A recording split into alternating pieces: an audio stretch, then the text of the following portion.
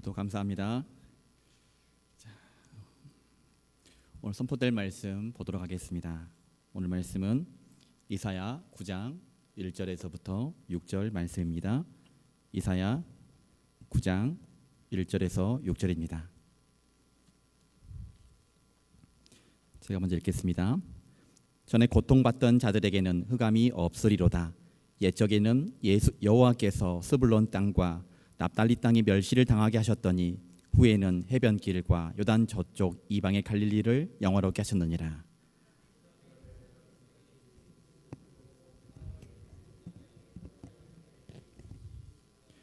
주께서 이 나라를 장성하게 하시며 그 즐거움을 더하게 하셨으므로 죽수하는 즐거움과 탈취물을 나눌 때의 즐거움 같이 그들이 주 앞에서 즐거워하오니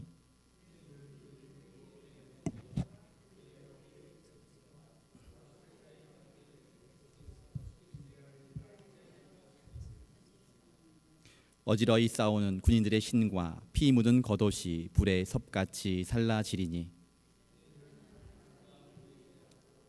아들을 우리에게 주신 바 되었는데 그의 어깨에는 정사를 메었고 그의 이름은 기묘자라 모사라 전능하신 하나님이라 영존하시는 아버지라 평강의 왕이라 할 것임이라. 아멘. 말씀 전할 기회 주심에 감사를 드립니다. 저는 주일 사역이 보통 저녁 6시에서 7시 정도에 끝이 납니다.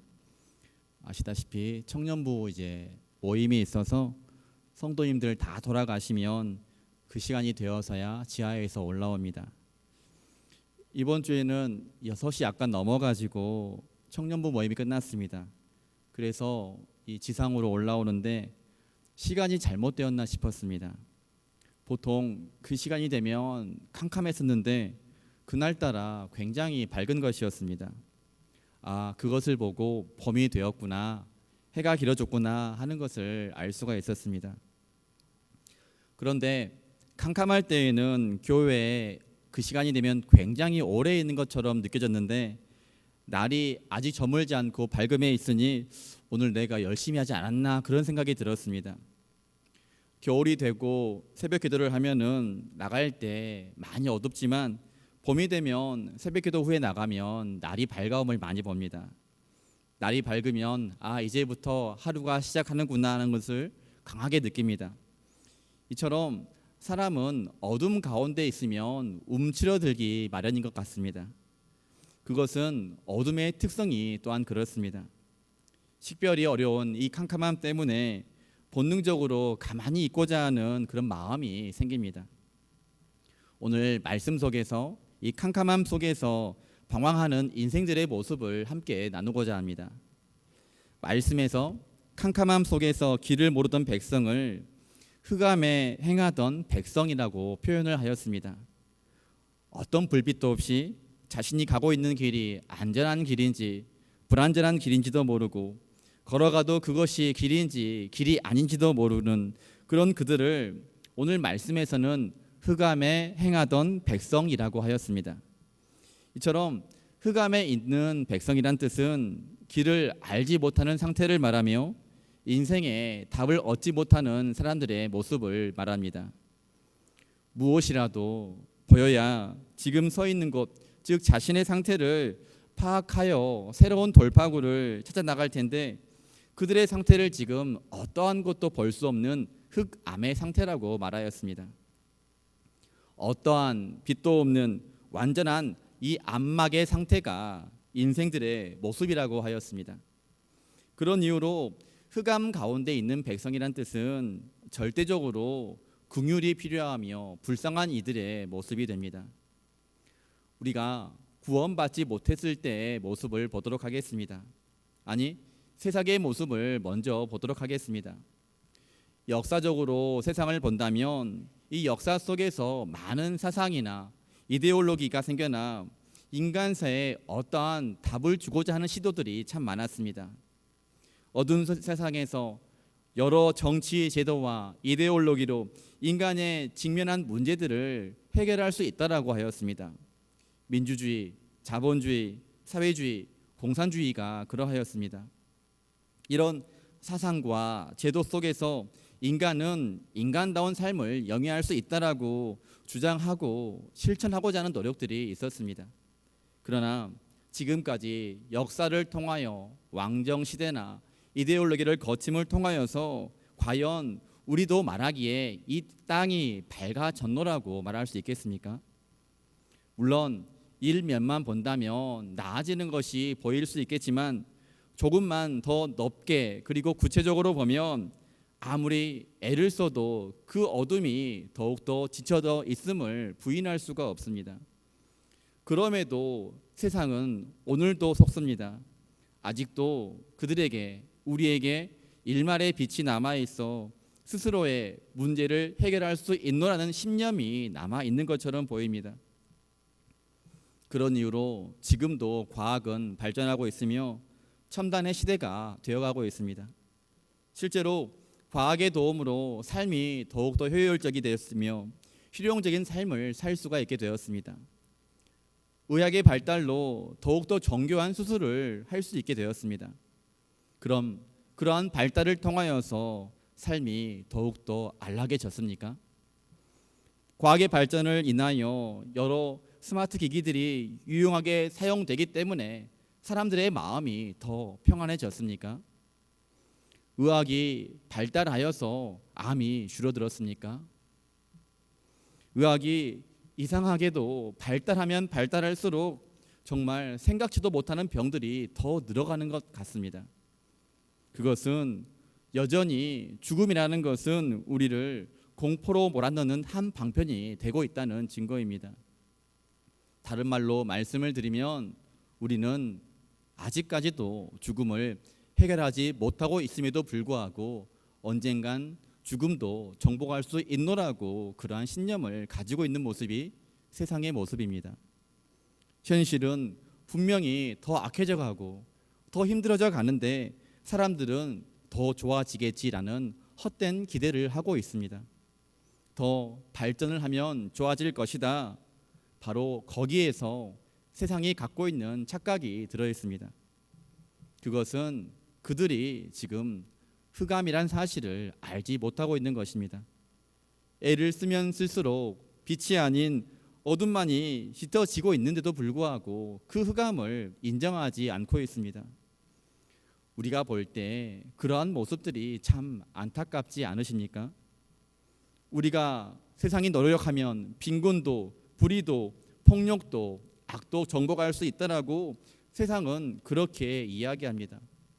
마치 높이 올라져가는 바벨탑과 같이 우리가 힘을 하나로 모으면 가능하다라고 줄곧 이야기합니다. 그런데 그런 주장이 교회에서도 일어나고 있습니다. 우리 그리스도인들이 힘을 합하면 가능하다라는 이야기들이 있습니다. 자, 보겠습니다. 여기서 문제가 무엇인지 보이십니까? 바로 문제는 우리가 할 수 있다라는 것이 문제입니다. 늘 그렇듯이 문제는 우리 스스로였습니다. 나는 할 수 있다. 이 신념이 문제인 것입니다. 굉장히 이 말이 어색하게 들릴 것입니다. 아무리 하나님 말씀에서 흑암 완전히 캄캄한 상태라고 하고 말하고 있지만 세상은 나는 할 수 있다. 내가 변하면 된다. 포기하지 않으면 된다라는 얘기를 하고 있기 때문에 교회에서조차도 힘을 합하면 가능하다라는 말이 굉장히 그럴듯하게 설득력 있게 들린다는 말입니다. 인류는 행복할 수 있다. 이런 소망을 스스로 구원에 이룰 수 있는 것처럼 또한 착각해 버립니다. 절대 여기서 중요한 것이 있습니다. 우리는 신이 아님을 아셔야 합니다. 우리는 유한한 존재임을 깨달아야 합니다. 하지만 그것을 깨달음에도 불구하고 늘 망각하기에 스스로 낙심과 좌절을 느끼는 것입니다. 세상과 교회에서 이제 우리 스스로에게 돌아와 보도록 하겠습니다. 나는 할 수 있습니까? 다른 말로 나 자신에게 희망이 있습니까? 과연 있을까요? 아무리 온전해지려고 결심해도 될까요? 올해 무슨 수를 써서라도 살을 빼야지 하지만 굉장히 어렵습니다. 올해 어떻게든 목표로 한 것 이뤄야지 하지만 쉽지가 않습니다. 어떻게든 올해는 감정 조절 잘해 봐야지 하지만 역시 어렵습니다. 저 같은 경우는 주보를 어떻게 하면 이번 주 실수하지 않을까 하지만 정말 한 주도 빠짐없이 실수하고 있는 제 자신이 굉장히 놀랍습니다. 여기서 이런 생각이 듭니다. 그것은 당신 사정 아니냐는 생각이 듭니다. 당신이 의지가 없으니까 안 되는 거지, 나처럼 마음 독하게 먹으면 10kg, 20kg 뺄 수가 있고 당신이 지금 마음이나 의지가 약해서 그런 것이지라고 말하기도 합니다. 나는 집중하면 늘 성과가 나타났습니다. 저에게 몇 달의 시간만 준다면 다른 외국어 하나는 충분히 마스터할 수 있습니다. 내가 좀 젊다면 적어도 당신만큼은 살지 않을 자신이 있노라고 말하기도 합니다.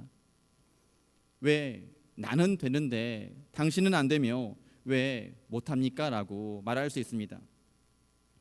그러나 우리가 살아보면 또한 주위를 둘러보면 알겠지만 정말 우리들 중에는 해도 안 되는 사람이 있음을 꼭 기억해 주십시오. 아무리 시도하고 아무리 포기하지 않아도 안 되는 사람이 있습니다. 여기서 한 가지 중요한 사실을 말씀을 드립니다.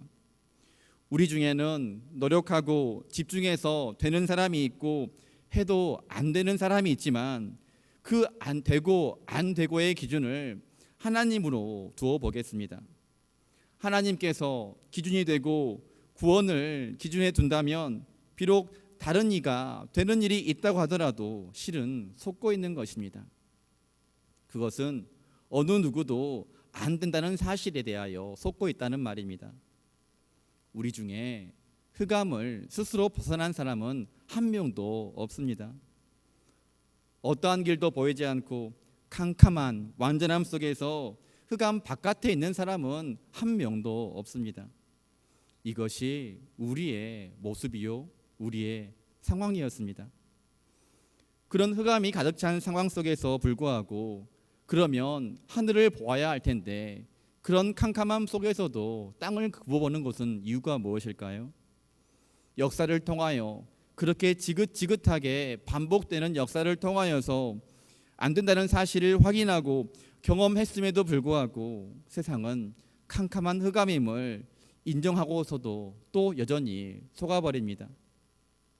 그럼에도 불구하고 여전히 힘과 노력으로 가능하다라고 그런 속삭임 속에서 스스로 만들어낸 가냘픈 희망을 가지고 그것을 하루의 소망과 능력 삼아 버팁니다. 여기에 우리가 힘들어하는 것이 있습니다. 막연한 소망. 시간이 지나면 괜찮아지겠지. 지금까지 힘들었지만 그것은 내가 시도하지 않았기 때문이며 어떻게 애써 보면 지금보다는 낫겠지. 혹시 이러한 막연한 소망이 오늘 우리를 살게 하는 힘이 되고 있지는 않습니까? 지금의 이 어두운 시간이 지나면 앞으로 좋은 날이 오겠지. 그동안은 내가 노력하지 않았기 때문이고 정신 차려 노력해보면 좀 괜찮아지겠지. 그래서 궁극적으로 구원을 이룰 수 있을 거야 라는 꿈을 자신도 모르는 사이에 꾸고 있지는 않습니까? 만일에 그러하다면 하나님의 말씀은 결코 백성을 향하여 그들이 지금 흑암에 있다라고 표현하지 않았을 것입니다. 그저 희미한 빛에 있다라고 표현했을 것 같습니다. 흑암, 아무것도 보이지 않는 세상에서 어떠한 가망도 없어서 구원에 이룰 수 없는 백성들에게 하나님께서는 우리가 다 아는 대로 하나님의 방법대로 빛을 보내어 주셨습니다. 그 빛을 아기로 보내어 주셨습니다. 우리 요한복음 1장 9절 10절 말씀 함께 읽어보도록 하겠습니다. 요한복음 1장 9절 10절입니다. 시작.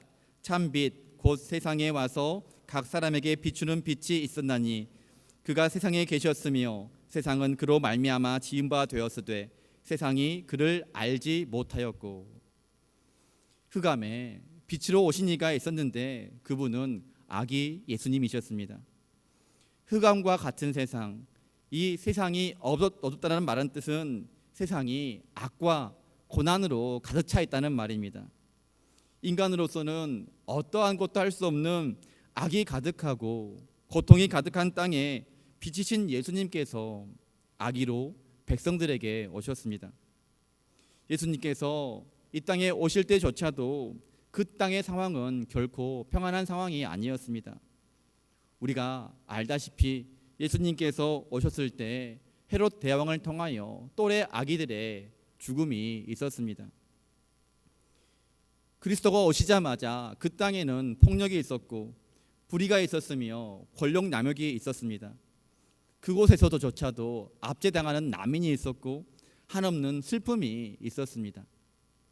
어떠한 답도 없는 캄캄한 세상 속에서 우리 주님은 가장 약한 모습으로 오셨습니다. 여전히 고통과 슬픔이 가득한 곳인 낮고 낮은 구유에 오셨습니다. 흑암 가운데 있는 세상은 악과 고난을 치유할 방법을 결단코 알 수가 없습니다. 왜일까요? 어떠한 것도 볼 수 없기 때문에 그렇습니다. 비춰줄 빛이 없기 때문에 그렇습니다. 그것을 오늘 본문 앞장에서는 이렇게 표현합니다. 이사야 8장 21절 22절을 함께 읽어보겠습니다. 시작. 이 땅으로 헤매며 권고하며 굶주릴 것이라. 그가 굶주릴 때 격분하여 자기의 왕과 자기 하나님을 저주할 것이며 위를 쳐다보거나 땅을 굽어보아도 환난과 흑암과 고통의 흑암뿐이리니 그들이 심한 흑암 가운데로 쫓겨 들어가리라. 이 캄캄한 흑암 가운데 우리 하나님께서 선물을 하나 보내셨습니다. 그것도 가장 약한 모습으로 보내셨습니다. 하나님께서 보내주신 선물은 내용에 비하여 포장이 너무나 빈약하였습니다. 위대하고 강한 모습으로 포장하셨으면 좋으련만 엄청난 보석을 마치 신문지에 포장한 것과도 같았습니다. 그래서 겉모습만 보면 어떠한 가치도 없게 보였습니다. 하지만 그렇다고 하여 그 가치가 없어진 건 아닙니다. 하나님께서 주시는 것은 너무 귀하기에 값을 매길 수가 없어서 우리가 받을 수 있는 방법은 거저 선물로 주셔야만 받을 수 있는 것이었습니다. 우리가 싸워서는 이길 수 없는 전쟁 앞에서 우리를 대신하여 싸워주실 이가 오신 것입니다. 하지만 그분의 모습은 강한 용사의 모습으로 오신 것이 아니라 연약한 아기의 모습으로 오셨다는 것이 우리에게 큰 부담이 됩니다. 그러나 그 아기의 모습을 한 이는 결단코 하나님이셨습니다. 하나님께서 약하디 약한 아기의 모습으로 오셨습니다. 성자 하나님께서 아기의 모습으로 오셨습니다. 그 선물이 임하면 더 이상 군인들은 전쟁터에서 빛을 찾기 위해 승리하기 위하여 구원의 문제를 해결하기 위하여 싸울 필요가 없다라고 말합니다. 이제는 그들이 고군분투할 필요가 없다라고 말씀하십니다. 내 앞에 존재한 문제는 결코 나로서는 해결할 수 없는 문제이기 때문에 어떠한 갑옷과 어떠한 군화도 검도 들 필요가 없게 되어버렸습니다. 그 말씀이 9장 5절 말씀입니다. 어지러이 싸우는 군인들의 신과 피 묻은 겉옷이 불에 섭같이 살라지리니. 이런 나는 할 수 있다라는 처절한 싸움 속에서 결코 우리는 승리할 수 없기에 더 이상 무기나 갑옷과 같은 것은 필요가 없게 되어버렸습니다.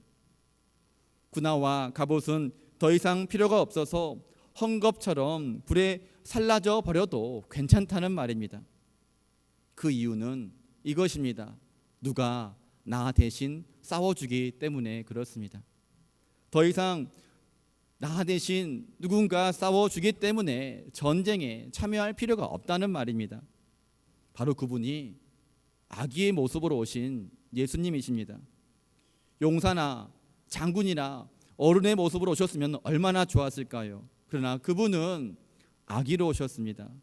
그리고 전적인 선물로 오셨습니다. 대신 싸워주시고 대신 죽어주시고 부활하시고자 영원한 승리와 영원한 구원을 완성하시려 백성들에게 아기의 모습으로 오셨습니다.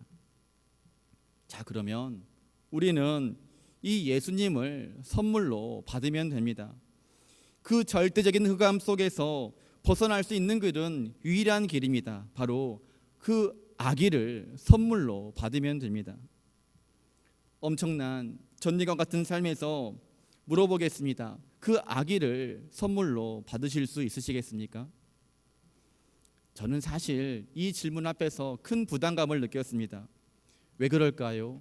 아기이기 때문에 부담이 왔습니다. 오히려 그 아기는 우리가 보호해 주어야만 할 것 같고 오히려 실제로는 짐이 더 하나 느는 것 같아서 사실 굉장한 부담이 됩니다.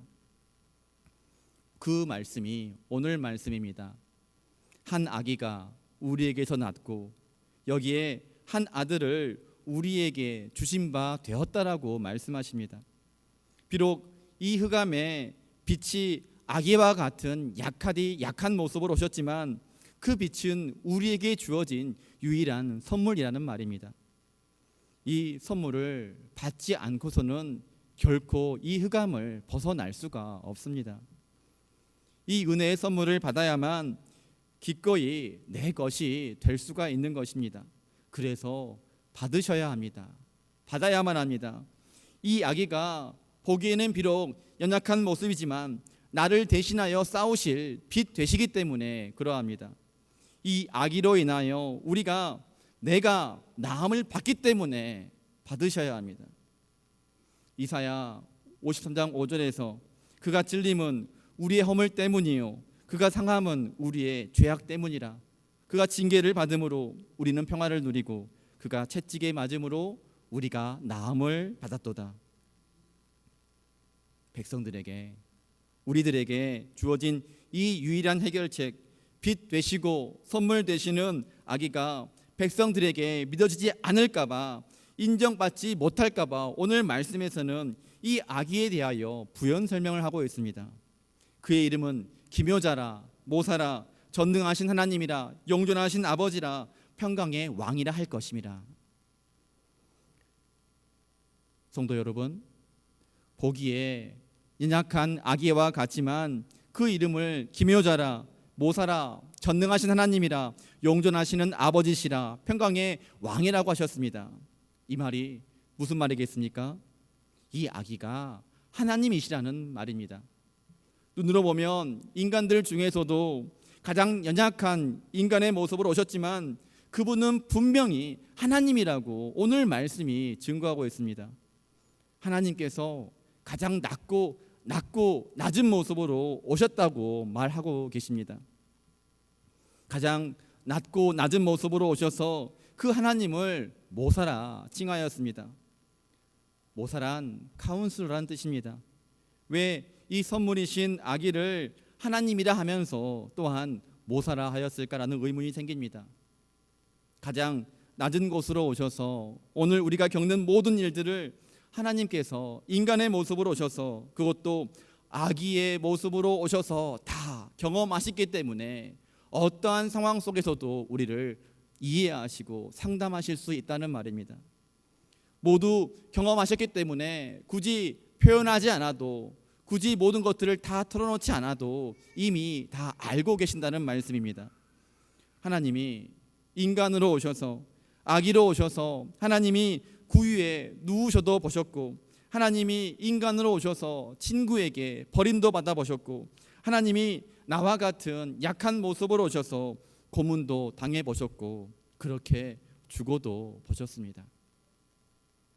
가장 낮고 낮은, 더 이상 낮아질 수 없는 모습으로 오셨기에 오늘 우리가 생각하는 나만 왜 이리 아플까, 나만 아플까 하는 문제들, 나만이 몰래 힘들어하는 말 못할 이런 고통들, 주님은 내가 굳이 표현하지 않아도 다 아신다라고 말씀하십니다.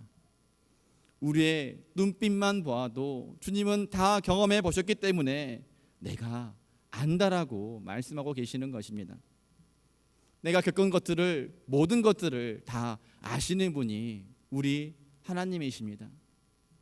하나님께서 인간대에 오신 이 사건, 이 성육신 사건은 우리에게는 우리를 넘어지도록 그대로 놔두는 것과 같습니다. 우리가 신처럼 되는 것이 아니라 하나님께서 인간의 모습으로 오셨기 때문입니다. 하지만 이것은 동시에 하나님께서 똑같이 우리와 같은 삶을 하나님께서 감수하신다는 위로의 말씀이 됩니다. 우리가 변하지 않는 이 스스로의 모습, 이 무기력이 여전히 우리를 감쌀 수가 있습니다. 어쩌면 괜히 짜증이 날 수도 있습니다. 뭐라고 표현 못할 이 답답함이 있을 수도 있으며 헤어나오지 못하는 굴레에 파묻혀 있을 수도 있습니다. 그런데 하나님께서 아기의 모습으로 오셔서 내가 안다, 내가 경험해 보았다라고 말씀하십니다. 너의 가난도 알고 있으며 너의 고통도 표현하지 않아도 내가 안다라고 말씀하십니다.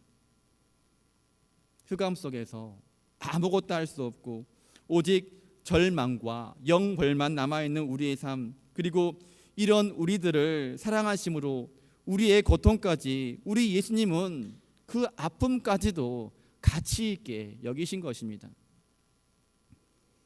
나의 존재를 소중하게 생각하시기 때문에 우리 주님께서는 왕이시지만, 하나님이시지만 아기로 오셔서 모두를 그 약함과 고난까지도 가치 있게 만드셔 버리셨습니다. 나의 약함과 이 고통까지도 가치 있게 본다면 우리는 당연히 가치 있는 존재 아니겠습니까? 어느 하나도 버릴 것 없는 하나님 앞에서 가치 있는 존재라고 주님은 말씀하고 계십니다. 그래서 이 선물이신 아기를 오늘 말씀에서는 모사라 칭하였습니다. 그리고 이 하나님을 기묘자라 하였습니다. 기묘자란 놀랍고도 아름다우신 분이라는 뜻입니다. 놀랍지 않습니까? 무한히 높으신 분이 우리 중 하나와 같이 되셨습니다. 우리의 어둠을 아시고서 우리와 같은 처지가 되어 주셨습니다. 사실 하나님이시기 때문에 결코 그러할 필요가 없으신데도 불구하고 그렇게 되어 주신 것이 우리에게 놀라운 일입니다. 십자가를 지심으로 우리를 구원해 주셨습니다. 얼마나 놀라운 일입니까? 내가 사랑을 구걸하지도 않았는데도 불구하고 자발적으로 순전하신 사랑을 우리에게 베풀어 주셨습니다. 얼마나 아름답고 감격스럽게 만듭니까? 이 놀랍고 아름다운 앞에서 예수님을 한번 나도 사랑하고 싶어지고 또한 순종하고 싶은 마음은 들지 않으십니까? 소위 말하는 봉사나 헌신이나 순종, 이런 것들이 정말 의무가 아니라 이미 보여주었던 우리를 위해서 하신 일을 본다면 자발적인 마음으로 나아가고 싶지 않으십니까? 주님은 우리를 모든 죄에서 끊어버리시는 아름다움 자체이시기 때문에 주님의 말씀에 따르고 싶은 것도 당연한 것입니다. 세상에 그 어떤 빛도 없이 여전히 흑암 가운데 있다 하더라도 우리 주님만큼은 오늘 지금의 나를 위한 빛이심을 결코 부인할 수도 없으며 부정할 수 없다면 우리에게는 여전히 빛이 있는 것입니다. 이것이 바로 이 상황 속에서 우리에게 허락된 은혜의 믿음임이 고백되기를 바랍니다. 그 믿음조차도 선물이심을 꼭 기억해 주십시오. 어두운 곳에서는 아무것도 할 수가 없습니다. 할 수 있는 것이 아무것도 없으며 또한 어두운 곳에서는 어떤 일도